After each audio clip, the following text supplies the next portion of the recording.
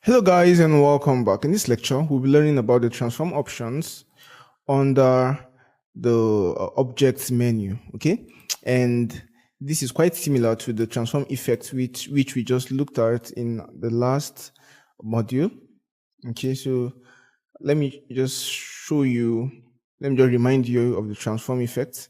Now these are the transform effects, okay? We have the horizontal scale, the vertical scale, the horizontal move, vertical move, the rotation, and then the copies, and so on and so forth. So this helps us to create a transform effect on our shape. Now, the transform option is very similar to this. Okay, so we access this option by coming to object and then transform. And now we can see move. Now this move enables us to move our shape. Okay, now we can put the position, vertical position, let's say 50. Okay, and then let's say 50 horizontal. Okay, and then the distance is here between the vertical and the horizontal, right? And then we have the rotation. Okay, this is now the rotation, and we can now OK, and then the original shape will be copied, will be transformed. The move property will be modified to this, and we can also click copy so as to create a new object, a copy of the original object with the move property. Now we have other ones. We have the rotation, the reflect, the scale, and the share. Now we have this other place which is called the transform each. Now in this place we are now able to transform each of the properties, just like how we are able to transform each of them using the transform effect. Okay, so we can transform each and every one of them to come to transform, object, transform, and then transform each. Then we can see that we are now able to transform each and every one of them. We can transform the scale, the vertical and horizontal scale, the move, okay, vertical and horizontal, then the rotation, okay, then we can copy, we can modify the original, and we can change the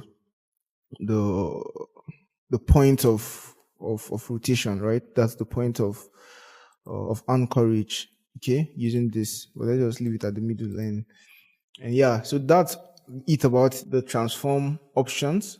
And let's just try to create something cool with this transform option. So come here and create an ellipse, and then just duplicate this ellipse holding down Alt. I'm going to drag it to this point, and what I will then do is select the both of them, and then come and select my shape builder tool.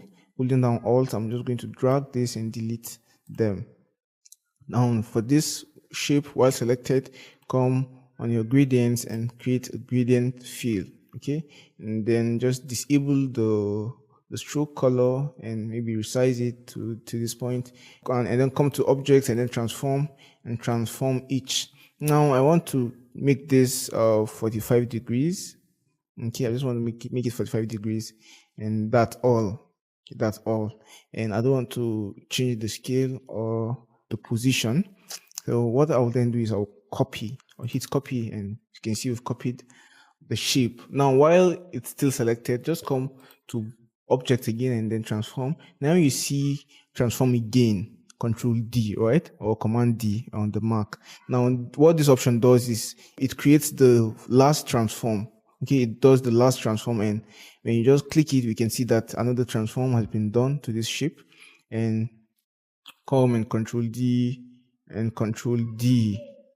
Okay, now instead of just doing this by coming to objects and transform, we can do our Control D, right? So Control D, Control D, Control D, Control D, Control D, Control D. We can just keep hitting Control D, and we can see that with this, we've now created a pattern, a repeating pattern. Okay, so that's one of the importance of this. We can use it to create repeating patterns. Okay, we can even use it for stuff like long shadow effects. Okay, let's say we have AI here written. We can use it for a long shadow effect. So just come and use a bold, and then come to object and expand. Okay, now while selecting your shape, just come to object and then come to transform, and then come to transform each. Okay, and we want this to be 0. And what we want to adjust here is the position. Okay, so we just want to make this 2 and this 2, and then click copy. Now what it does is it creates a copy with the new positions, right? And then we can now duplicate the effect and keep hitting Control D, and here we now have our long shadow effect. And for the main shape, we just come and make it maybe yellow. Okay, I think we selected the wrong one. So you can just come and make it yellow, or give it another color, and just bring it to the front, arrangement to front. And yeah, now we have our long shadow. We can now select every of the shape, and maybe deselect the main guy, and just you come to our part finder and just unite everything, just add them, and now come to your direct selection tool, and all you need to do now is just select this unneeded anchor points and delete them like this.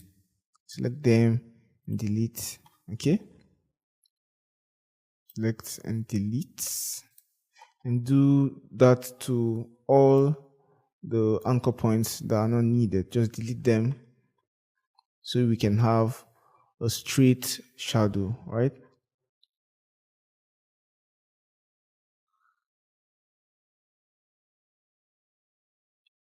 Select and delete. Select and delete.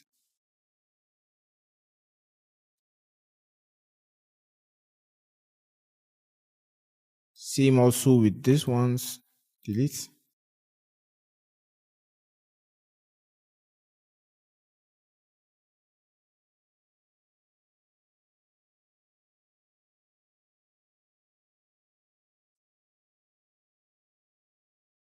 Delete. Delete.